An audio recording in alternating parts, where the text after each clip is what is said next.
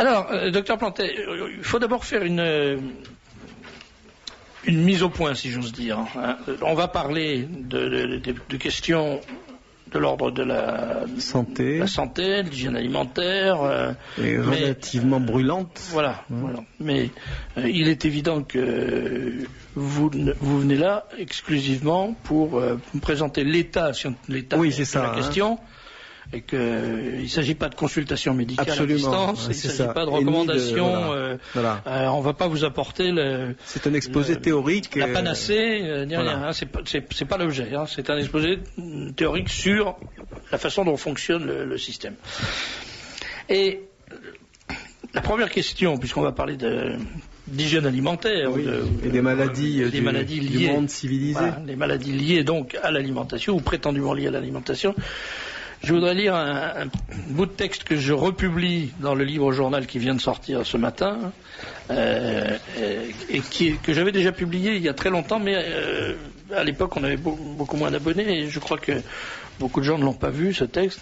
C'est le texte d'une conférence qui a été donnée par Rudolf Steiner, le 13 janvier 1923 à Dornach. Alors, je signale à mes amis anti-gnostiques que c'est pas la peine de téléphoner pour dire que Rudolf Steiner est l'incarnation de Méphistophélès. Tout ça, on le sait.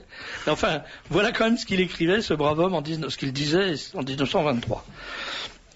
Imaginez qu'il prenne au bœuf l'envie de se dire « J'en ai assez de me promener et de faire qu'arracher ces herbes.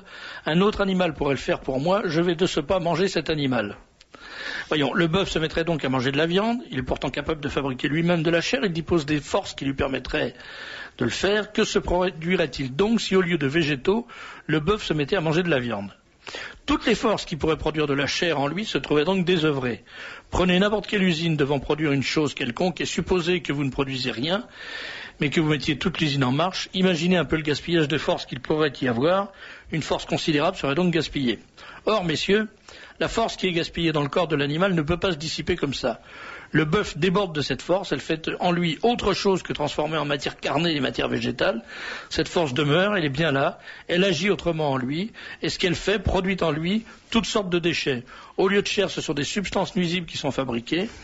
Le bœuf se remplirait donc de toutes les matières nuisibles possibles s'il se mettait soudain à être carnivore. Il se remplirait notamment d'acide urique et d'urate. Or, l'urate a quant à lui des habitudes particulières. Les habitudes particulières de l'urate sont d'avoir un faible pour le système nerveux et le cerveau. Si le bœuf mangeait directement de la viande, il en résulterait une sécrétion d'urate en énorme quantité. L'urate irait au cerveau et le bœuf deviendrait fou. C'est très fort, ça. En 1923, Rudolf Steiner, le fondateur de l'anthroposophie, avait prophétisé scientifiquement la maladie de la vache folle. Il faut savoir, pendant que vous lisiez ce texte, je pensais que un des grands progrès dans le traitement de la maladie maniaco-dépressive bipolaire, c'est les oscillations d'épisodes de dépression, d'euphorie. D'excitation, d'euphorie. Un des grands progrès, c'est le traitement à base de lithium.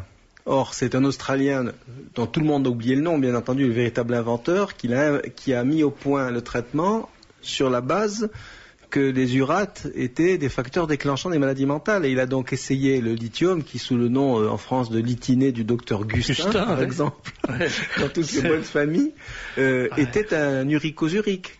Donc c'est comme ça qu'il a trouvé que le lithium stabilisait, et notre ami Rudolf Steiner avait 25 ans d'avance en raisonnant uniquement sur les principes. Sur les principes. Hein. Et vous voulez dire qu'à propos des lithinées, les fameuses lithinées du docteur Gustin, dont j'ai fait mes délices pendant des années, parce qu'on n'avait pas de fric pour acheter de l'eau minérale gazeuse, ça a un effet sur la santé mentale. Ah, c'est clair.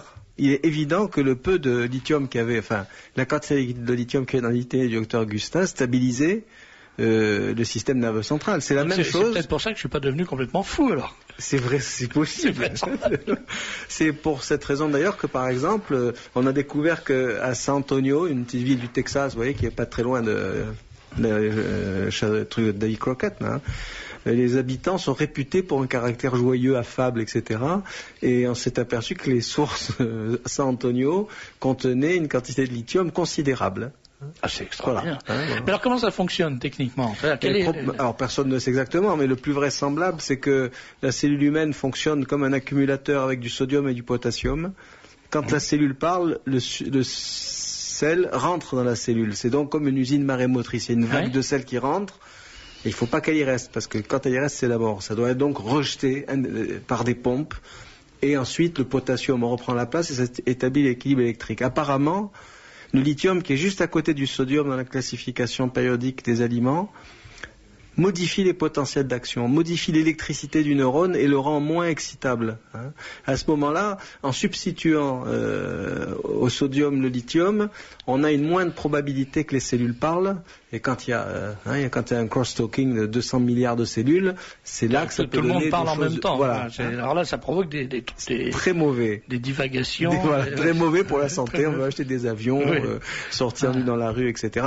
Il y a d'autres possibilités, d'autres qui font intervenir la sérotonine, des neurotransmetteurs, des prostaglandines et machin, mais celui-ci est le plus simple et probablement le plus proche de la réalité. Alors on rentre vraiment dans le cœur du sujet tout de suite parce que ce qu'on voit, ce que je crois comprendre à travers cet exemple du lithium, qui est un produit de base vraiment élémentaire, c'est tout à fait banal, c'est que en fait on a l'impression qu'on a artificiellement compliqué les traitements qu'on pourrait économiser par une hygiène de vie simple. C'est clair. L'axe central de réflexion, c'est sur les maladies, la principale peste, qui sont les maladies cardiovasculaires, le cancer et les allergies, qui sont, si vous voulez, pour connaître les mots qui nous accablent, il faut connaître le nom des grands instituts américains de recherche, National Institute of Cardiovascular Disorders, etc. Bon. Les maladies cardiovasculaires type mort subite, celles que tout le monde craint, l'infarctus du myocarde, étaient pratiquement inconnues avant la guerre de 14. Le professeur Paul Dudley White, qui était une des gloires de la cardiologie américaine, qui était le cardiologue personnel du président Eisenhower, et qui en plus était un ami du Padre Pio, parce qu'il avait assisté à un très grand congrès à la Casa Solaveria de la Sofferenza, à l'hôpital de... Professeur White dit... Il dit que jusqu'à la date de... Je voudrais vous donner des chiffres très exacts. Jusqu'en 1927, c'est-à-dire il a commencé à exercer la médecine en 1920, jusqu'en 1927, il n'avait pas vu un cas d'infarctus du myocarde. À partir de 1927, dit avant 1920, l'infarctus du myocarde était rarissime. Et surtout, il faut ajouter, les gens se gorgeaient de beurre, de lard, chez nous, de Saint-Doux, de rillettes, de machin, de patins, de couffins, etc. Et il n'y avait pas de réfrigérateur, il n'y avait pas de sous-vide.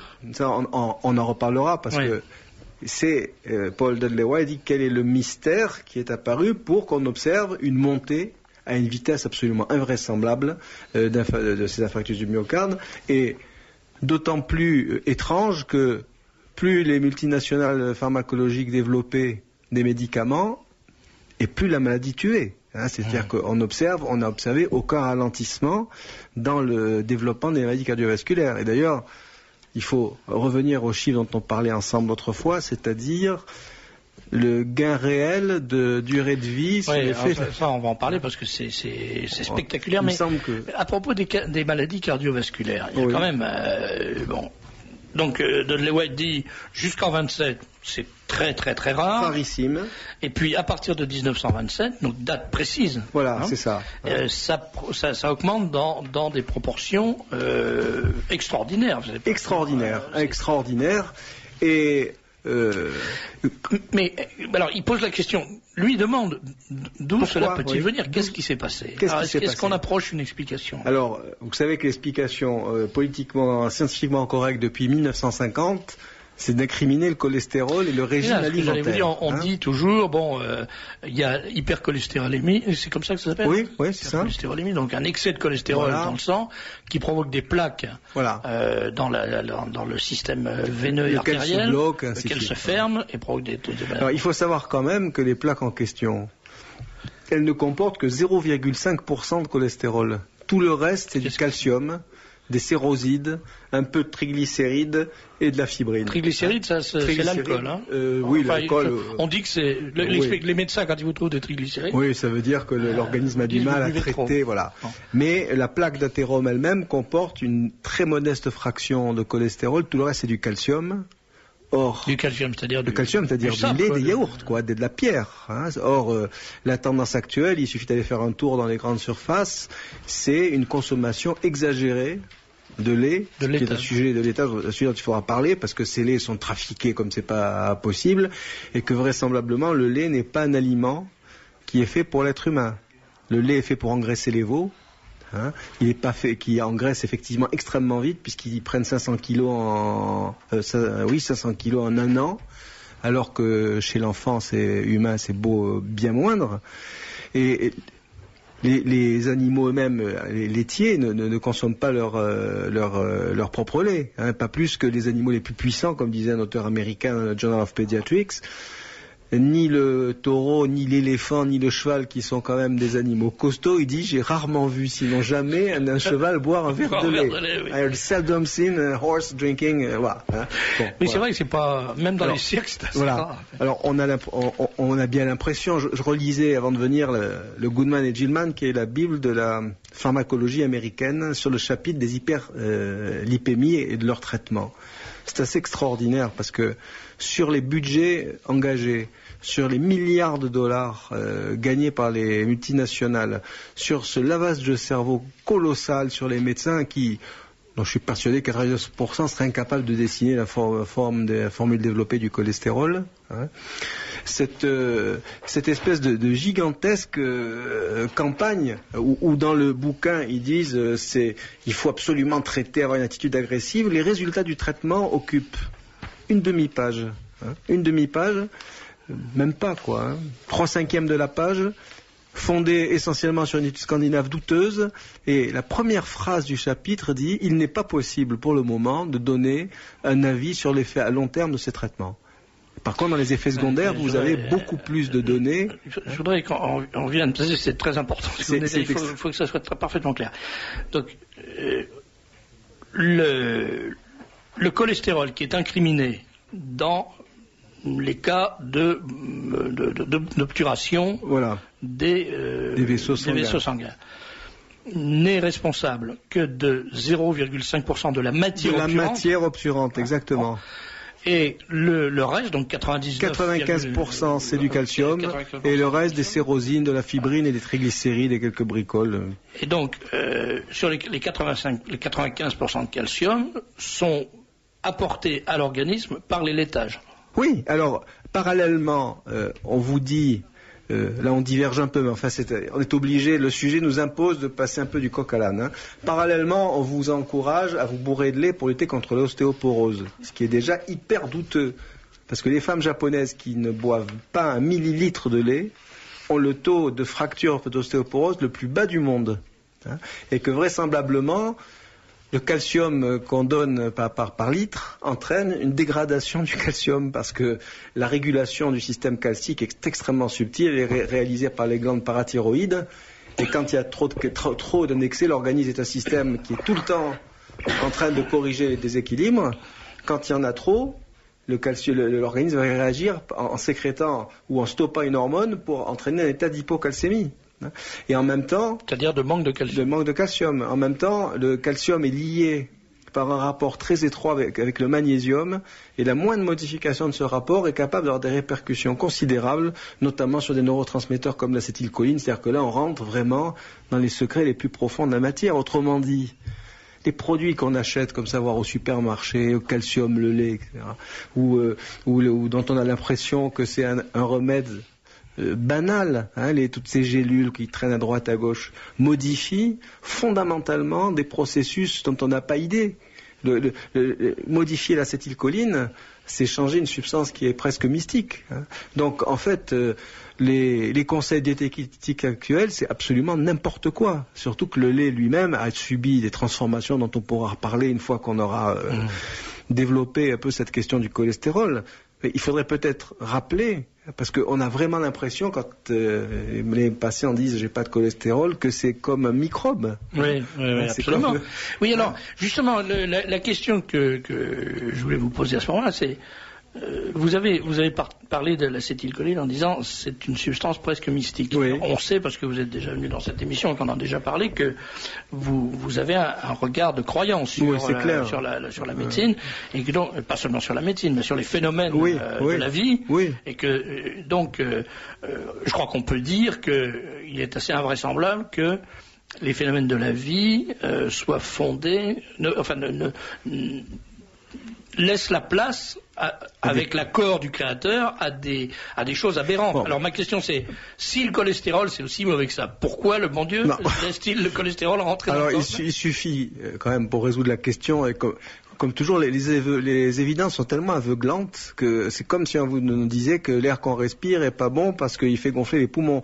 Le cholestérol, c'est une molécule qui, d'une part, constitue presque entièrement le cerveau, en rentrant dans les phosphatidylcholines, donc c'est une molécule absolument fondamentale.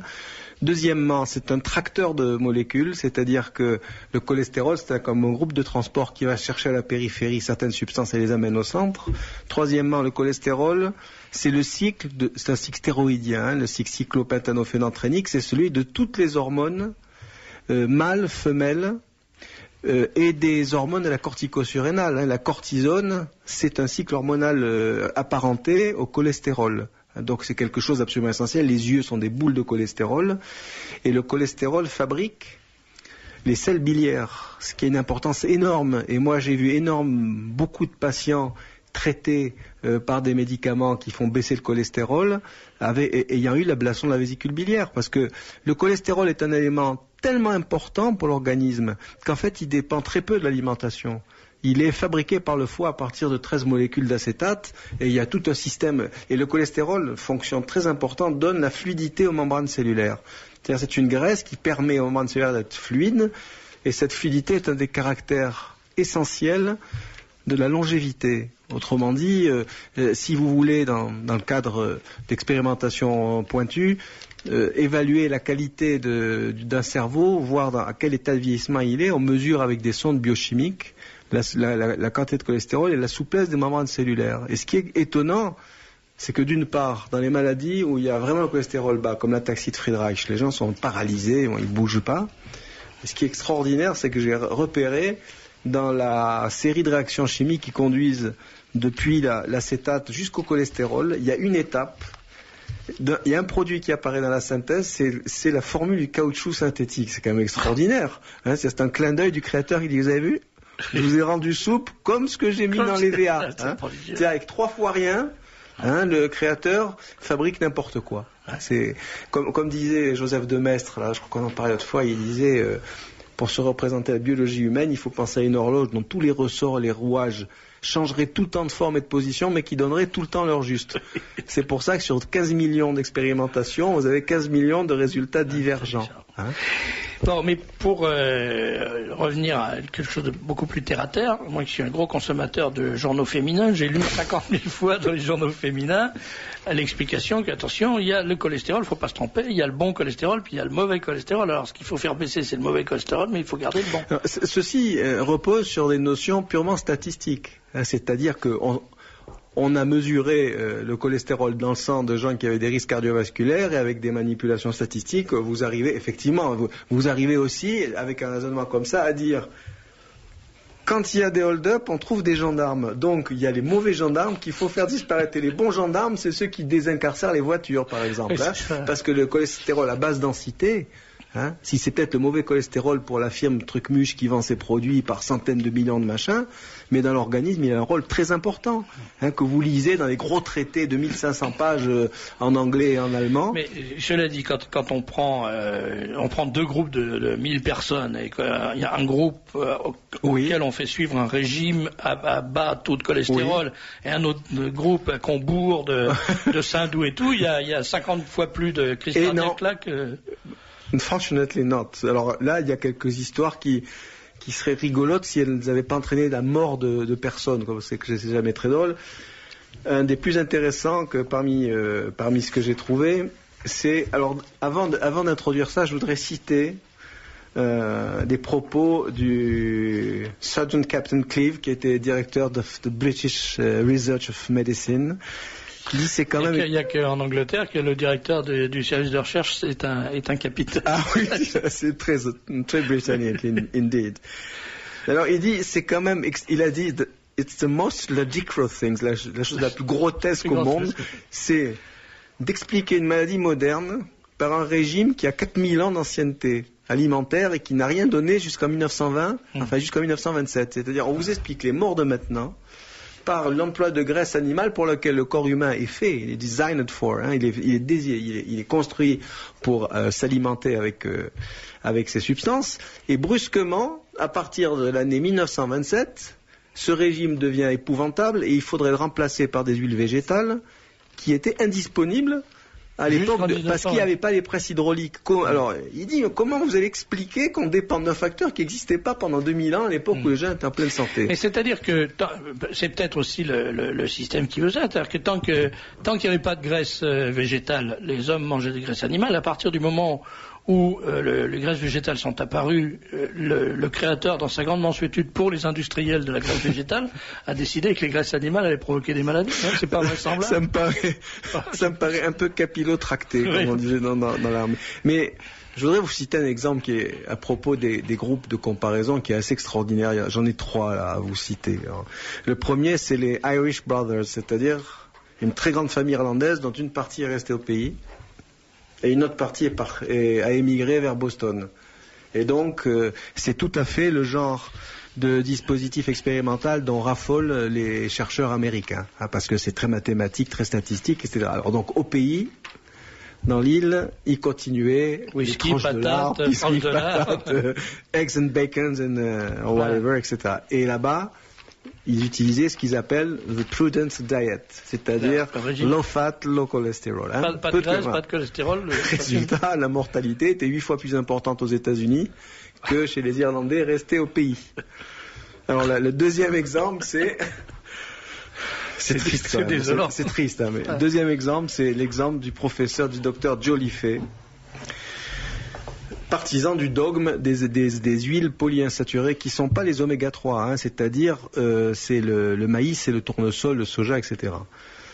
Donc, persuadés de détenir la vérité autant qu'ils la détiennent pour bombarder les Serbes, ils mettent au point 2 groupes. Comme d'habitude, un groupe de contrôle, les gens mangent ce qu'ils veulent, et un groupe qui a la Prudence Diet du docteur Joliffe, etc. Et effectivement, le groupe traité voit son cholestérol baisser. C'est pas grandiose, hein, ça passe de 2,45, ce qui est un chiffre qui était, quand j'étais externe, c'est tout à fait banal, à 2,25. Alors, donc, les types sont fiers comme tout. L'ennui, c'est que dans le groupe tétré, il y a 8 morts, enfin, il n'y a que des morts, et le groupe de contrôle, qui tous les matins se tape ces eggs and bacon, pancakes, etc., pas de morts. Hein, voilà. Ensuite, il y a l'expérimentation de Rosa, un petit bled près de Philadelphie, je crois, peuplé à 100% d'Italiens, ayant gardé la cuisine, enfin, vous connaissez comme moi la cuisine italienne, c'est pas uniquement de la salade de concombre, quoi. Ah, bon. Ah ouais. Et la différence de mortalité entre ces Italiens et les Américains du coin était également colossale. Alors, ce qu'il faut savoir, je reviens à l'expérimentation de Jolivet, parce que c'est extraordinaire ce truc-là. On lui dit alors, il dit oui, mais c'est parce que on n'a pas eu assez de sujets. Si on avait eu 1 million de sujets, on aurait prouvé qu'on avait raison. Là, ça me rappelait l'histoire du commerçant qui perd sur chaque article, mais qui se rattrape sur l'ensemble. Sur la quantité. Hein. L'ennui, c'est qu'ils ont commencé cette expérimentation, mais le professeur Joliffe est mort d'une crise cardiaque.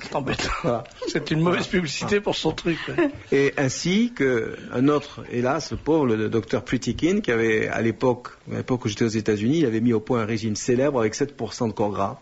Les gens maigrissaient.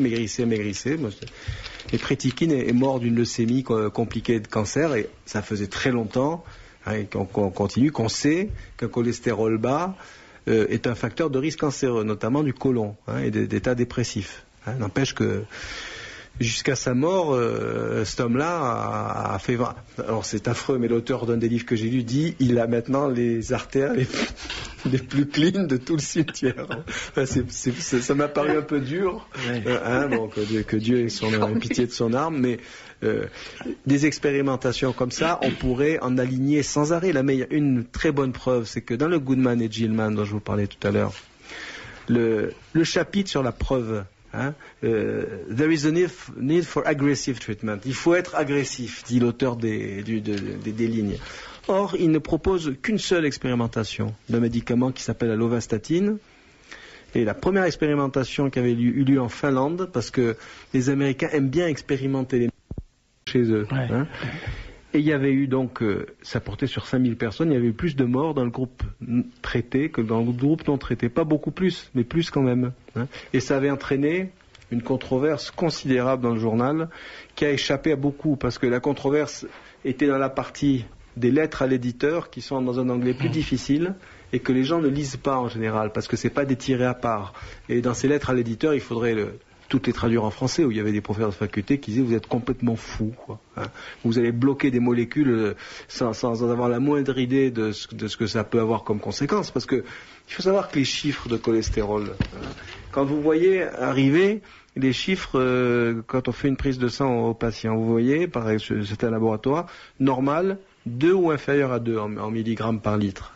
Et à côté, il y a marqué consensus international. C'est-à-dire qu'on a fait voter des gens. C'est incroyable. Moi, quand j'étais externe, à 2,80 grammes, tout le monde s'en foutait. Il y avait des vieillards provençaux et parisiens qui, à 92 ans, comme m'avait dit je sais pas qui, l'ami Louis, ça devait être un bloc de cholestérol qui à la tête.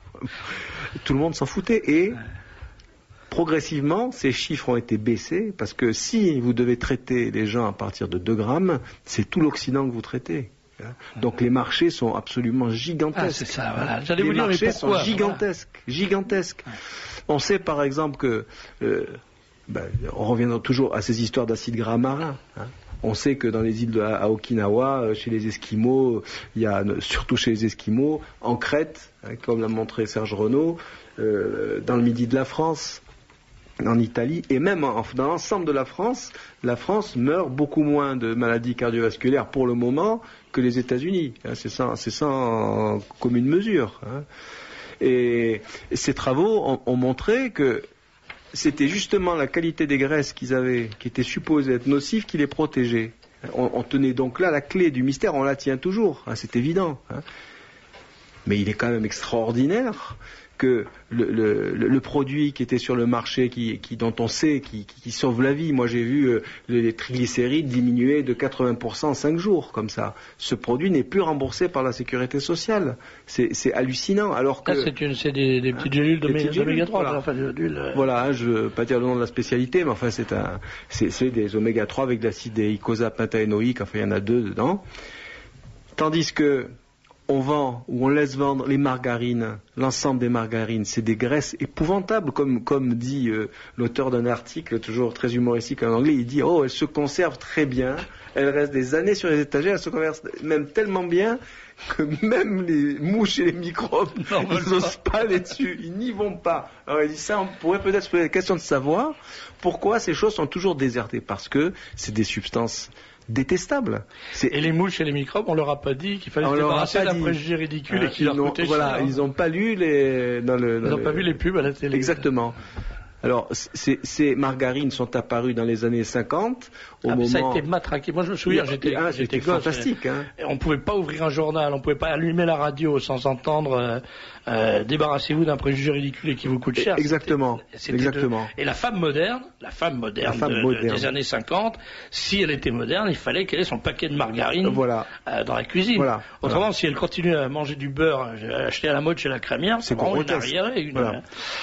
Alors que j'ai retrouvé un traité qui s'appelle Lipid Dysfunction, un livre des années 75, qui a été publié sous les auspices de Unilever, qui est quand même quelque chose de bien gras et bien gros, quoi. C'était hallucinant de voir ce qui est écrit dans ce livre. À cette époque-là, les gens ignoraient. C'est vrai que, en fait, dans l'alimentation, l'approche scientifique est très difficile parce que Qui nous dit qu'on connaît tous les facteurs contenus dans les aliments? Personne. On en connaît quelques-uns, on en ignore probablement des milliers, et aussi leurs rapports réciproques, comme le calcium et le magnésium, qui sont des rapports qu'on ne peut pas toucher comme ça. On ne peut pas dire à quelqu'un, prenez du calcium, ça va faire du bien, ça devient déjà de la médecine très difficile.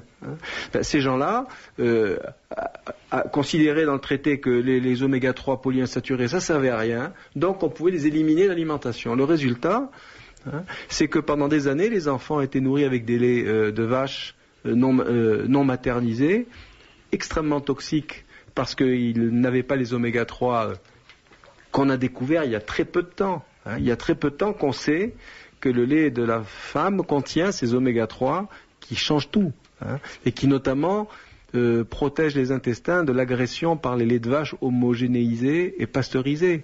Parce que le lait de vache, déjà, c'est pas tellement fait pour l'homme. Mais à l'époque, quand le lait de vache n'était pas pasteurisé, il y avait dedans des enzymes et des vitamines, ça limitait les dégâts. Et finalement, les gens consommaient pas mal, même dans des zones où on vit assez vieux. Première chose, la pasteurisation, donc, a commencé par détruire les enzymes. Quand il n'y a plus d'enzymes, le pancréas commence à souffrir beaucoup pour digérer le lait. Et ça a été, je crois que c'est Ziegler dans le Journal of Pediatrics en 90 ou dans le Lancet qui a montré que c'était un facteur pouvant déclencher des diabètes infantiles et des pertes. C'est tout récent. Oui, c'est tout récent. Les références que je vous donne, elles sont entre 90 et maintenant. En médecine, il faut avoir à la fois des références très anciennes parce que souvent elles réapparaissent plus, comme les durées de vie, et puis les dernières références. On sait très bien. On sait très bien, par exemple, que ce que j'ai dit tout à l'heure, que l'ostéoporose est une fonction inverse de la consommation de lait, et ainsi que les maladies cardiovasculaires. Quand vous dites on le sait très bien, qui le sait très bien? Parce que les auteurs qui publient, par exemple, le chiffre que je vous cite, où il y a dans l'ordre les Finlandais, les Scandinaves, les Serbes, les Français et les Japonais en dernier. Le taux des cancers et des machins diminue régulièrement jusqu'aux Japonais et aux femmes japonaises qui ont très très peu de fractures et qui vivent très âgées, alors que chez les Finlandais, il y a 40 fois plus de risques. Oui, mais et ça, c'est publié dans le Journal of Lipid Research. Voilà, ça, c'est pas lu c'est pas dans les kiosques et pas dans les gares. Or, dans les kiosques et dans les gares, en revanche, il y a des journaux féminins ou des journaux de santé, prétendument santé, qui disent au contraire, pour les femmes qui commencent à avoir les premières manifestations d'ostéosporose, oui, il faut absolument manger beaucoup de laitage, manger des yaourts, boire du lait, parce que c'est du calcium, ça renforce les os et autres balivères. C'est une niaiserie extraordinaire. Une fois de plus, les animaux les plus puissants ne tirent leur calcium que des végétaux. Le calcium le plus utile, c'est celui qu'il y a dans les noix, enfin au sens le plus général en anglais nuts, les amandes, les choses comme ça, les végétaux très verts foncés. Les mendiants, quoi. Voilà. Une fois de plus, et là par contre, il faut mettre en garde les gens dans ces suppléments alimentaires qu'on vend. Ou bien on est en assez bonne santé, on veut se la conserver. À ce moment-là, il faut s'alimenter correctement avec des aliments frais, produits, comme disait mon maître, le professeur Roudin, les aliments produits dans la saison où ils sortent du sol, suivant la saison, suivant les recettes du pays, en privilégiant les pâtes complets avec des huiles du Nord. Ça c'est capital, avec des fibres, c'est-à-dire des légumes, et puis l'ajouter comme facteur non spécifique, pas de stress et d'exercice physique. Là, avec ça, vous avez, hopefully, assez de vitamines, etc. Vous pouvez ajouter à ça, disons, une petite solution polyvitaminique banale, pas trop dosée. Mais dès qu'on rentre dans le domaine de toutes ces gélules qui abondent dans les officines pharmaceutiques, à partir de là, comment vous allez choisir entre le coenzyme Q10, l'extrait de radis noir, la bourdaine lyophilisée, le patin, le couffin, le machin, il y en a de partout, et ces substances sont d'une utilisation extrêmement difficile. Ces choses qui sont finalement galvaudées, comme la carnitine que vous trouvez, qui n'a aucun intérêt, elle est très chère, elle n'a aucun intérêt tel qu'elle est vendue. Dans la théorie, c'est une substance prestigieuse. On pourrait en dire autant de la dopamine, enfin de tous ces éléments-là.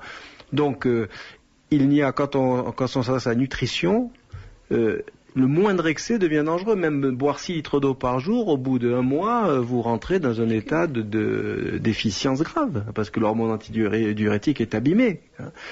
Donc, on voit bien qu'il y a un sentiment, on commence à vivre comme les Américains. C'est-à-dire, les Américains, ils vont dans leur magasin de vitamines comme les animaux vont chercher des herbes dans les champs, tellement c'est pourri, quoi. Chez nous, ça devient comme ça, seulement, ça fait dépenser un argent fou, et c'est n'importe quoi.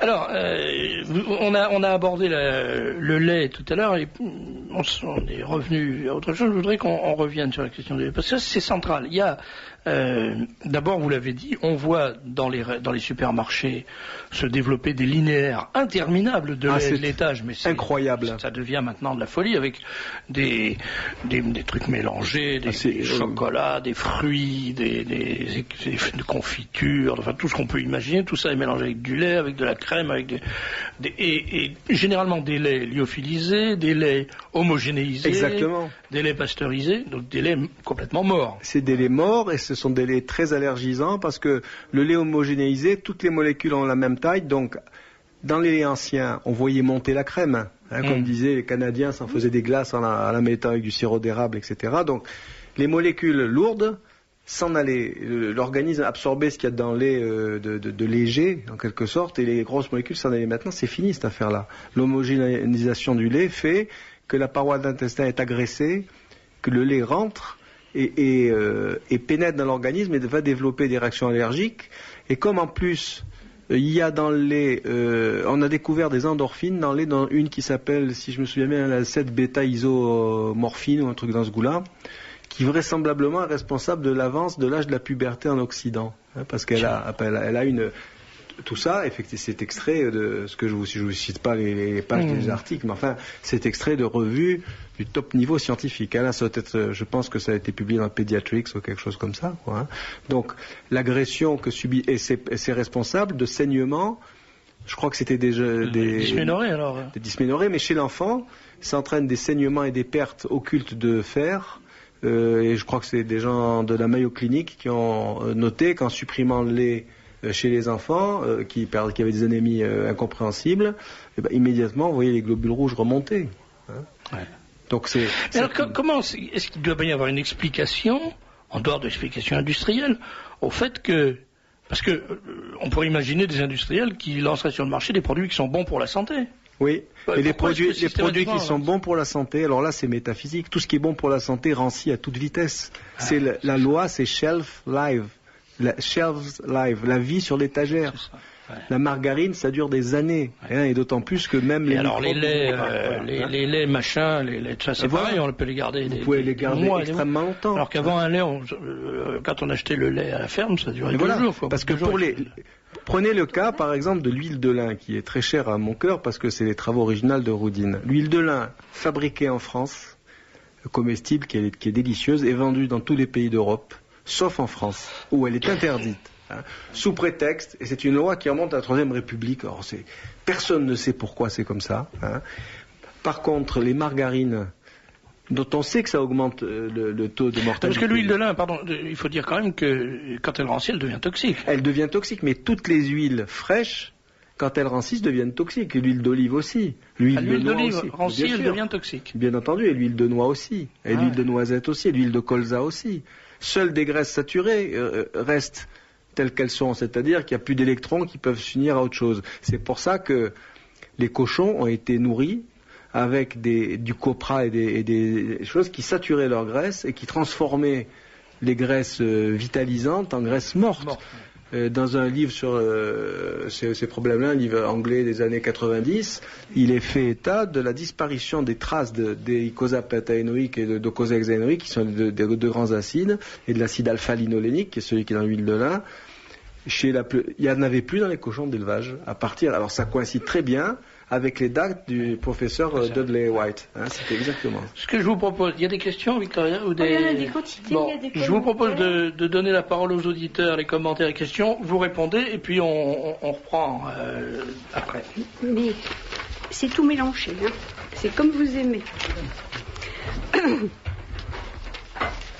Alors, d'entendre le docteur Plantet, une vieille amie, revenant accablé d'une visite à son cancérologue, se sent ragaillardi. Merci, docteur.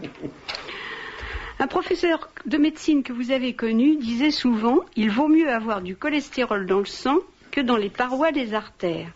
Bien sûr, ce propos est paradoxal, plaisant, et peut-être rend-il compte d'une certaine vérité biologique. Les triglycérides sont-elles dangereuses ou comme le cholestérol ? Comme vous voulez, vous répondez. L'excès de triglycérides est certainement beaucoup plus dangereux que l'excès de cholestérol, ça c'est clair comme tout. En 1956, à Caudry, dans le Nord, les 4 médecins de Caudry avaient noté que pratiquement les gens avaient plus de 4 grammes de cholestérol dans le sang et se portaient très bien. Vous pensez qu'ils supportaient leur cholestérol car ils mangeaient beaucoup de betteraves rouges. C'est excellent. Émission passionnante mais très confuse. On ne sait plus ce qui est bon ou ce qui est mauvais. Soyez gentils d'aller au bout de vos phrases et de bien indiquer ce que vous dénoncez, ce que vous préconisez. Avez-vous écrit un ouvrage ? Non. C'est dommage. Je sais pas. Beaucoup le réclament. Puisque le calcium conduit à l'infarctus, les Chinois qui ne boivent pas de lait sont-ils moins sujets à cette mort par infarctus ? Apparemment oui, comme les Japonais. D'ailleurs, il faut dire à ce propos qu'on bourre nos contemporains de calcium et que les médicaments qui luttent contre l'infarctus du myocarde sont la plupart des bloqueurs de calcium. Ils empêchent l'action du calcium à l'intérieur des cellules, ce qui est une fois de plus totalement paradoxal. Les médecins persécutent absolument leurs malheureuses clientes pour leur faire boire plus de lait. C'est de votre faute si vous avez de l'ostéoporose. Buvez du lait. Moi, j'accuserais pas les médecins parce qu'on ne peut pas demander à tout le monde de passer sa vie d'aller faire des doctorats et sciences, etc. Les médecins français sont sûrement probablement les meilleurs médecins de famille du monde, parce qu'il faut voir aussi, moi quand je parle des États-Unis, je parle des professeurs de faculté que j'ai connus, mais il faut voir la base aussi. Et dans les cas la médecine est excellente dans les cas d'urgence. Quand vous avez un accident urgent, etc., la médecine est très importante parce que là, justement, elle utilise des méthodes naturelles. Dans un accident, qu'est-ce que vous faites ? Vous apportez de l'air, vous vérifiez que le cœur bat, vous apportez des aliments par une sonde intraveineuse, vous mettez une position correcte, vous réchauffez l'organisme ou vous le refroidissez. Donc, il s'agit d'une médecine hippocratique. Les victoires de la chirurgie cardiaque, c'est essentiellement dû à la qualité de la réanimation hydroélectrolytique. C'est ce qui, d'ailleurs, m'a fait beaucoup réfléchir quand j'étais moi-même en chirurgie cardiaque. Donc, on ne peut pas reprocher, qu'est-ce que vous voulez, les médecins, ils travaillent jour et nuit, c'est un métier épuisant. Comment vous voulez qu'ils s'opposent quand ils entendent des autorités venir leur dire le calcium, il faut le faire baisser, etc. Alors, on vous dit d'un côté que la DHEA, c'est la gloire, c'était inventé par personne, la dihydroépiandrostérone, c'est une hormone qu'on peut appeler un peu la mère des hormones, mais le DHEA, c'est fait avec du cholestérol. Donc d'un côté, on vous dit ne prenez pas de cholestérol, et de l'autre, on vous dit achetez-vous du DHEA. De même qu'on vous dit mangez du calcium, et en même temps, prenez de la diphénidipine qui bloque le calcium, et qui donc protège les vaisseaux. Enfin, c'est complètement incohérent. Alors, c'est vrai qu'il est fort difficile de rendre un compte-rendu cohérent de quelque chose qui est incohérent. C'est pour ça que notre propos peut être un petit peu décousu. Mais le problème, ce qu'il y a, c'est qu'on développe un sujet qui est gigantesque. On essaye de faire un panorama général montrant que les maladies de l'Occident sont pas liées aux causes qu'on veut bien nous dire, c'est-à-dire des changements de régime, ce qui est, comme on l'a vu, un argument grotesque, mais des modifications dans notre alimentation qui, elles, expliquent tout. Ce qui est mauvais, en gros, ce qui est mauvais, c'est ce qui est moderne. Rudin, il dit, si vous voulez vivre vieux, vous vivez comme vivaient vos ancêtres. Parce que le problème des aliments, c'est que dans le temps, les gens, ils allaient chercher leur lait tous les matins et ils allaient faire presser l'huile quand ils en avaient besoin. Rudin disait accessoirement, ils allaient chercher leur lait, ils faisaient 2 km à pied pour aller chercher le lait et 2 km à pied pour revenir. Maintenant, ils montent dans la voiture, ils vont acheter la brique de lait mort, et ils rentrent en voiture, ils se collent devant la télé, ils boivent la brique de lait mort. Évidemment, il y a un ensemble de choses qui provoquent... Quand on regarde les 250 caisses des colossaux supermarchés qui n'existent qu'en France et qu'on voit ce qui sort dans les brouettes, là, dans les caddies, c'est terrifiant. Il y a une dimension, il y a une dimension métaphysique, ou préternaturelle d'empoisonnement général. Il est évident qu'il y a quand même une espèce d'empoisonnement général. La montée incroyable des cancers du sein, par exemple. C'est quelque chose qui aussi était... Alors on vous dit, mais les médecins d'avant ne savaient pas diagnostiquer. Rodin répond, it's diagnosis baby stuff. C'est un diagnostic, c'est un truc de bébé, le cancer du sein. Non, c'est lié. Là aussi, on peut avoir des courbes comme cette extraordinaire observation en Norvège. Pendant la guerre, les Allemands ont piqué toute la margarine de Norvège. Oui. Pour envoyer sur le front de l'Est. C'est magnifique cette histoire. Et bien, pendant 2 ans, les taux des maladies cardiovasculaires, mentales, les arthrites et machins, et les cancers ont baissé en Norvège d'une façon extraordinaire. Et là, les courbes sont présentes parce que c'est très bien tenu dans ces pays nordiques. Et ensuite, quand ils ont pu refaire de la bonne margarine bien grasse, c'est reparti. C'est reparti, et c'est reparti avec qu'est-ce qu'on a trouvé comme traitement. Des médicaments qui font baisser le cholestérol et qui ont une efficacité absolument pas prouvée, et des pontages orthocoronariens dont on sait que la majorité se bouche au bout de 3 semaines. Mais il y a quand même des aspects extrêmement positifs dans la médecine moderne. Je pense à 2 choses dont on nous parle aujourd'hui beaucoup. La médecine génétique. On a des résultats formidables, non? Je n'avais pas l'air convaincu. Moi, j'entends. Je me souviens, avant même de passer l'externat, et je lisais dans une revue médicale qui n'existe plus, médecine praticienne, quelque chose comme ça, pronostic pour dans 20 ans. Donc on était en 63, pronostic c'était 95% des cancers guéris, les maladies génétiques vaincues grâce au clonage, au machin, au truc, etc. Et ceci, c'était un couplet qui revenait tout le temps. La réalité, c'est qu'il n'y a pas un seul cas. De temps en temps, il y a une équipe qui prétend avoir réussi à introduire un gène pour modifier. Pour l'instant, le résultat est nul. Comme le gain de longévité dans les cancers. Les chiffres que j'avance, c'est pas moi qui ai été les mesurer, mais c'est des autorités, parce que c'est très difficile d'avoir la vérité dans les sciences. Très difficile. Surtout que très souvent, maintenant, dans les expérimentations, on ne va pas jusqu'au bout. On fixe des endpoints. Les types fixent arbitrairement une limite, comme dans l'expérimentation finlandaise sur la lovastatine, parce que quand vous fixez des limites, vous arrivez toujours à sortir quelque chose du point de vue statistique. En réalité, pour l'instant, la génétique n'a donné aucun résultat. Tout ce qui a donné des résultats, finalement, les grandes découvertes qui sont peut-être les plus puissantes et les plus heureuses, qui sont les médicaments du système nerveux central et de la dépression, qui est une maladie épouvantable, c'est des découvertes liées au hasard. Les tranquillisants, c'est des colorants, découverts chez Roche, et ainsi de suite. Le largactyle, le seul qui a eu un raisonnement logique et intelligent, c'est le professeur Laborit, qui a jamais, le bleu de méthylène. Voilà, jamais été reconnu en France et qui est à l'origine de toute la pharmacologie. Rappelez quand même l'histoire du bleu de méthylène parce que c'est. Le premier médicament d'où vient le largactyle, c'est un antihistaminique qui est le Phénergan, la limémazine.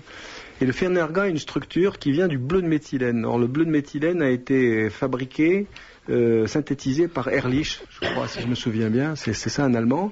Et quand il a synthétisé, il a dit, cette molécule, si on la transforme un peu, elle devrait être utile pour traiter les maladies mentales.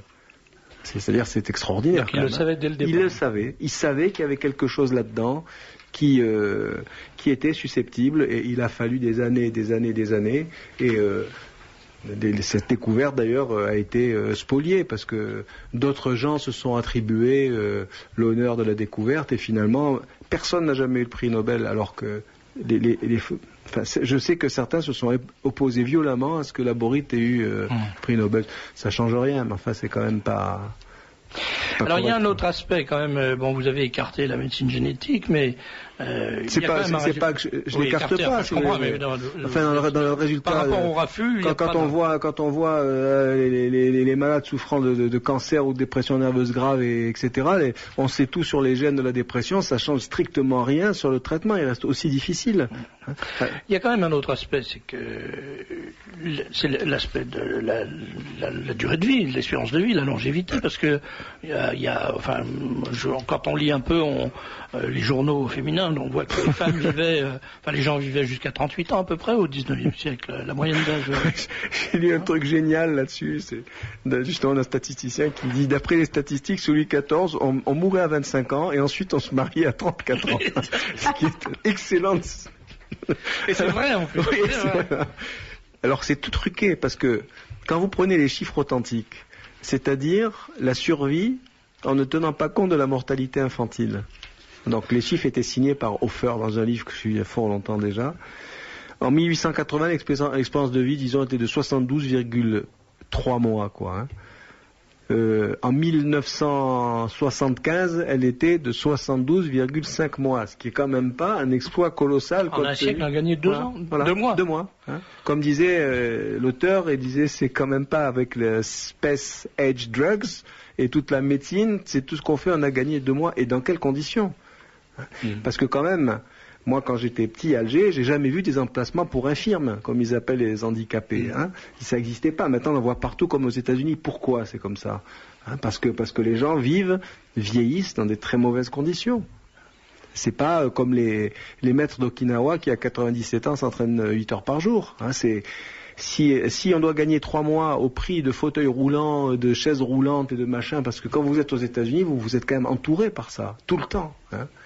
Moi, personnellement, en France, il y en a partout. J'ai jamais vu dans les stations-service de l'autoroute, je n'ai jamais vu les WC occupés par... Dieu merci, d'ailleurs. Dieu merci. C'est vrai que... Il y a cette espèce de superstition, de rituel. Il y a un rituel. Alors, c'est entretenu, d'ailleurs, parce que c'est vrai qu'il y a un lobby qui fait beaucoup de bruit en disant il faut installer des systèmes d'accès. Je ne suis pas contre le fait de tenir moi non plus. handicapés, mais il faut quand même reconnaître que c'est assez disproportionné à la cause. C'est disproportionné, c'est obsédant, et ça nous fait vivre dans un monde de maladifs. Je me souviens de mon enfance en Algérie, les gens avaient une santé exceptionnelle. Enfin, les maladies qu'on soignait, c'était des maladies tout à fait banales. Hein. Les cas de maladies dégénératives, il n'y en avait pas beaucoup. Et on voyait sur les plages, etc., des gens en pleine santé, avec des belles peaux rayonnantes. Vous voyez, ces signes extérieurs de santé, etc. Bon, et les produits qu'on avait, ils venaient tous du marché. Hein. C'est-à-dire que tous les matins, les mères de famille et les maîtresses de maison allaient faire leurs courses, elles faisaient la cuisine, etc. Bon. Mais vous, en tant que médecin, vous consultez, donc, vous avez des gens qui viennent vous consulter, depuis des années, vous voyez des malades se succéder. Premièrement, est-ce que vous avez constaté qu'il y a ou une amélioration ou une aggravation de l'état moyen de la santé? Il y a une aggravation, c'est indiscutable, et elle est très très difficile, c'est extrêmement difficile. Quand vous devez tuer un microbe avec des antibiotiques, c'est pas trop difficile. Quand vous devez réparer les conséquences d'années d'erreurs alimentaires ou de médicaments qui ont interféré constamment avec les aliments. Prenons les antacides, par exemple, les médicaments qui bloquent l'acidité gastrique, qui peuvent être utiles sur un temps bref. Mais l'acidité gastrique, c'est fondamental pour la vie humaine. C'est un facteur de longévité essentiel parce que ça contrôle le passage notamment de la vitamine B12 dans le sang. Donc, vous voyez des gens, vous savez plus trop ce qu'il faut faire parce que déjà c'est une tâche presque surhumaine, si vous voulez. Il faut remplacer l'alimentation, il faut essayer d'être aussi complet que possible, mais si on veut être très complet, on a des quantités de substances exagérées. On peut même plus conseiller aux gens de s'alimenter parce que vous n'êtes pas du tout sûr de la quantité de vitamines, comme l'acide folique par exemple dans les salades, parce que les gens ils font 4 récoltes par an. J'ai soigné un monsieur qui avait 250 hectares de salade, il m'a dit je mangerai jamais une de mes salades. Je fais 5 récoltes par an, il n'y a rien dedans. Hein. Alors le résultat c'est que on voit de plus en plus ces manifestations qui sont les troubles des ongles, la fatigue, la sensibilité au stress, la variabilité de la tension artérielle, les troubles du sommeil, les ongles rayés, les pellicules, des troubles digestifs pouvant prendre toutes les formes possibles, les douleurs dans le dos aussi qui touchent surtout les épaules, mais qu'on trouve dans tous les secteurs. Et ça a suivi une courbe vraiment exponentielle. Ça, c'est les peulagres, non? C'est des formes. Toutes ces maladies sont des formes mélangées et complexes de micro-carences qui sont souvent localisées. Parce que la médecine telle qu'on la pratique, elle est grossière. Quand par exemple on cherche une hyper ou hypothyroïdie qui n'existe jamais en tant que telle. En général, la thyroïde, elle est dysthyroïdienne, elle a des mélanges.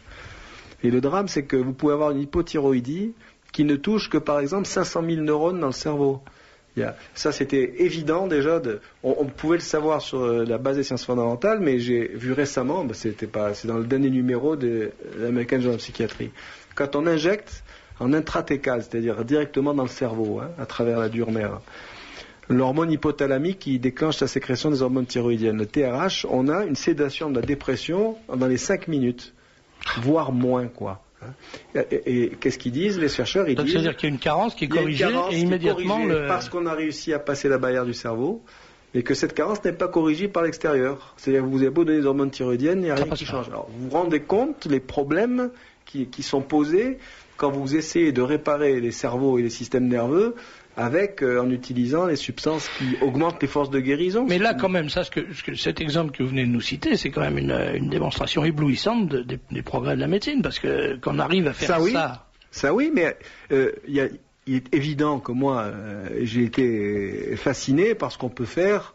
Surtout pas partout, mais par l'intelligence des expérimentateurs, parce que même si ils n'ont pas, plus souvent ils sont pas guidés, parce que finalement on est dans un système non pas de santé mais de maladie. C'est-à-dire qu'on nous apprend pas à maintenir la santé, mais on nous apprend à guérir des maladies dont on ne sait même pas si c'est des entités. Vous dites d'ailleurs qu'il n'y a pas une seule faculté de médecine où il y a un cours de bonne santé. Non. Mais non, dans le temps, il y avait un cours de pathologie générale où on nous fourguait un peu de tout. Ça allait depuis le cancer des poules pondeuses à trois bricoles parce qu'il fallait. Et puis la pathologie générale a disparu complètement. Mais l'idée de connaître comment ça marche, c'est-à-dire comment l'énergie est fournie au cerveau, comment le cerveau envoie ses ordres, quels sont les rapports avec les intestins, etc., ça, personne ne connaît. Parce qu'en fait, c'est vrai qu'on n'a pas la moindre idée. Si on demandait à quelqu'un qu'est-ce que c'est qu'être en bonne santé, c'est une définition. J'ai lu énormément de choses là-dessus, parce que les anglo-saxons aiment bien réfléchir là-dessus. La question est extrêmement difficile. Finalement, ils disent, est en bonne santé celui qui ne va pas voir un médecin. C'est le seul cut-off point, c'est la seule règle empirique. Ou d'autres disent, un autre disait, la santé c'est comme le capot des Rolls, c'est fermé et plombé, il faut jamais aller regarder dedans, quoi. Quand ça va pas, on appelle un gars qui arrive, voilà. Mais on n'apprend pas, on est dans un système de maladie en fait. Donc la prévention est impossible. Ça veut dire quoi prévenir? Si tout ce qu'on a, c'est des médicaments qui esquintent le cholestérol et qui empêchent vaguement les artères de se contracter, qu'est-ce qu'on va faire? On va mettre tous les enfants de 12 ans à la lovastatine pendant des années. C'est pas comme ça qu'il faut faire. Et la situation, on peut arriver quand même à soulager, etc. Mais c'est extrêmement difficile, c'est très très dur.